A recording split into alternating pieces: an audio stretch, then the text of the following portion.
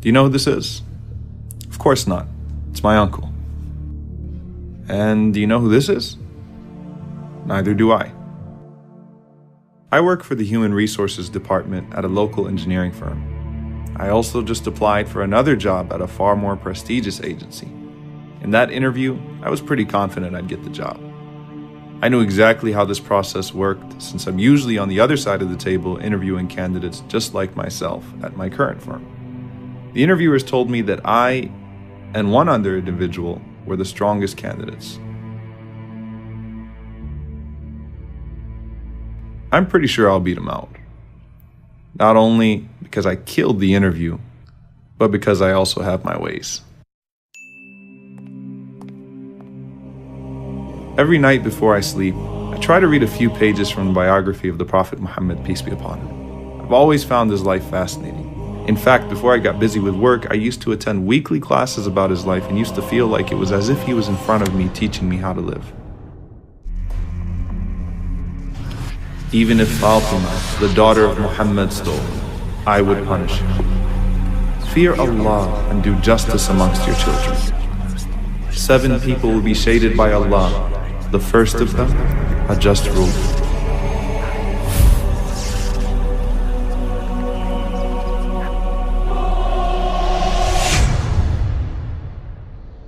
Now I remember him.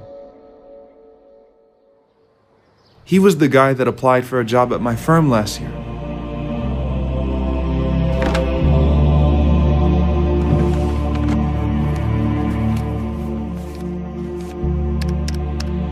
I knew he was qualified.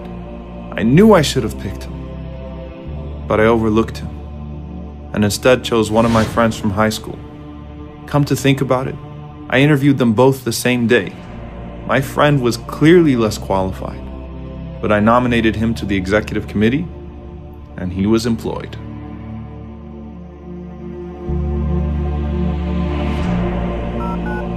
This number is no longer in service. How am I supposed to reach this guy? I hope he still has the same address. Oh Allah, help me find him. Oh Allah, I beg you to forgive me for being unfair. I've never realized how difficult this would be until I was in a similar position, waiting to hear back.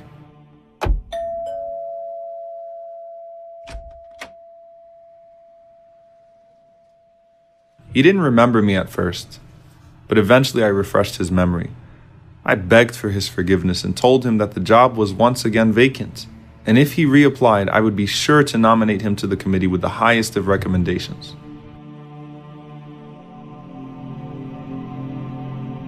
After a moment of silence, he said, I have to ask, why now? What suddenly awaked your conscience? Muhammad, the Prophet of God.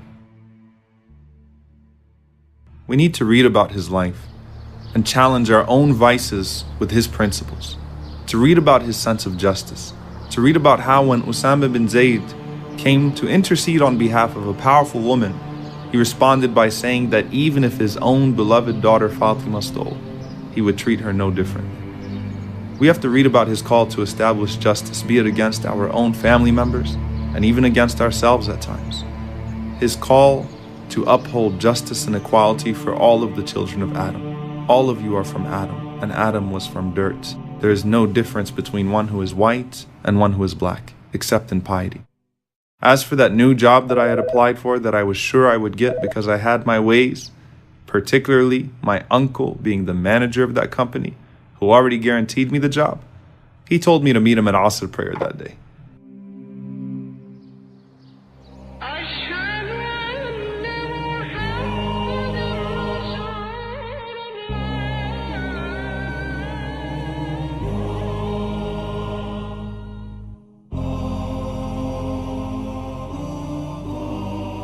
I was shocked, disappointed, and staggered.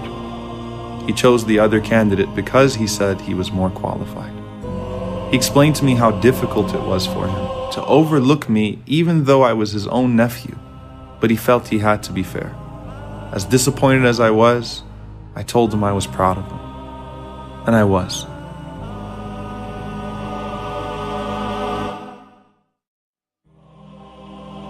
Our Prophet taught us that everyone should have their rights.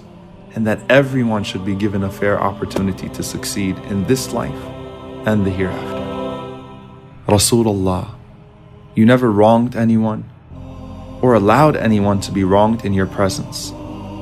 Allahumma inni a'udhu bika an adilla aw udal, aw azilla aw uzal, aw adlima aw udlam, aw ajhala aw yujhala alay.